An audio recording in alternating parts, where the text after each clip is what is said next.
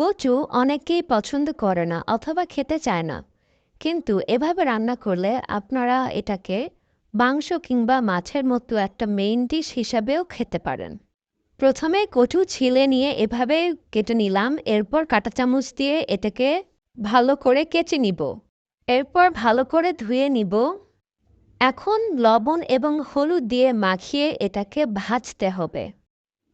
তো ভেজে নিচ্ছি, ঢাকনা দিয়ে ঢেকে দিব, নরম হয়ে গেলে উঠিয়ে নিব।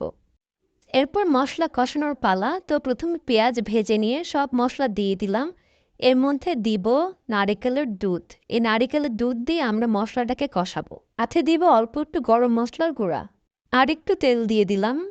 এখন মশলাটাকে ভালো করে কষাবো। মশলা কষানো শেষ, এখন দিয়ে দিলাম পানি। পানি ফুটে ওঠার পর দিয়ে দিলাম কচু।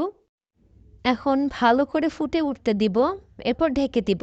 এই যে ঢাকনা সরিয়ে নিলাম, দেখুন ঝোলটা কমে এসেছে। এই তো কাঁচামরিচ দিয়ে নামিয়ে ফেলেছি। এখন এটা খাওয়ার জন্য রেডি।